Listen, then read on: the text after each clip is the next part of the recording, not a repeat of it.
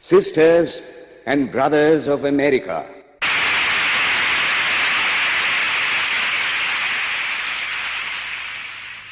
it fills my heart with joy unspeakable to rise in response to the warm and cordial welcome which you have given us. I thank you in the name of the most ancient order of monks in the world. I thank you in the name of the mother of religions. And I thank you in the name of the millions and millions of Hindu people of all classes and sects. My thanks also to some of the speakers on this platform who, referring to the delegates from the Orient, have told you that these men from far-off nations may well claim the honor of bearing to different lands the idea of toleration. I am proud to belong to a religion which has taught the world both tolerance and universal acceptance. We believe not only in universal toleration, but we accept all religions as true. I am proud to belong to a nation which has sheltered the persecuted and the refugees of all religions and all nations of the earth. I am proud to tell you that we have gathered in our bosom the purest remnant of the Israelites who came to southern India and took refuge with us in the very year in which their holy temple was shattered to pieces by Roman tyranny. I am proud to belong to the religion which has sheltered and is still fostering the remnant of the grand Zoroastrian nation. I will quote to you, brethren, a few lines from a hymn which I remember to have repeated from my earliest boyhood, which is every day repeated by millions of human beings. As the different streams, having their sources in different places, all mingle their water in the sea, so, O Lord, the different paths which men take through different tendencies, various though they appear, crooked or straight, all lead to Thee. The present convention, which is one of the most august assemblies ever held, is in itself a vindication, a declaration to the world of the wonderful doctrine preached in the Gita. Whosoever comes to me, through whatsoever form, I reach him. All men are struggling through paths which in the end lead to me. Sectarianism, bigotry, and its horrible descendant, fanaticism, have long possessed this beautiful earth.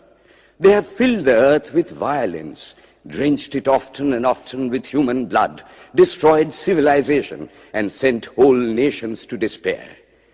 Had it not been for these horrible demons, human society would be far more advanced than it is now. But their time is come, and I fervently hope that the bell that tolled this morning in honor of this convention may be the death knell of all fanaticism, of all persecutions with the sword or with the pen, and of all uncharitable feelings between persons wending their way to the same goal.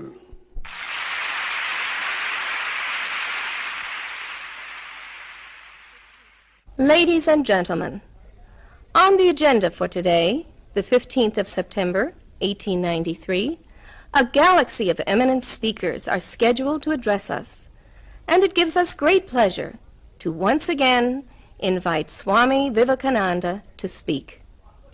His subject for today, Why We Disagree. I will tell you a little story.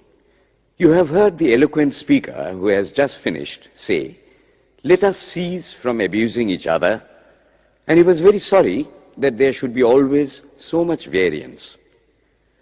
But I think I should tell you a story which would illustrate the cause of this variance. A frog lived in a well. It had lived there for a long time. It was born there and brought up there, and yet was a little small frog. Of course, the evolutionists were not there then to tell us whether the frog lost its eyes or not. But for our story's sake, we must take it for granted that it had its eyes, and that it every day cleansed the water of all the worms and bacilli that lived in it with an energy that would do credit to our modern bacteriologists. In this way, it went on and became a little sleek and fat. Well, one day, another frog that lived in the sea came and fell into the well. "Where are you from?" "I am from the sea." "The sea? How big is that? Is it as big as my well?" And he took a leap from one side of the well to the other.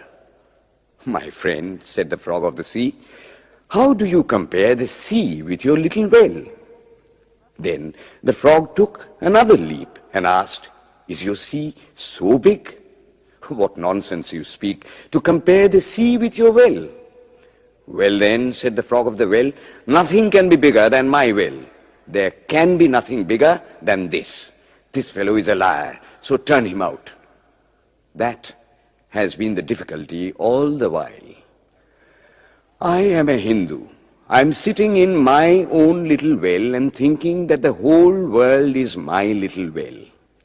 The Christian sits in his little well and thinks the whole world is his well.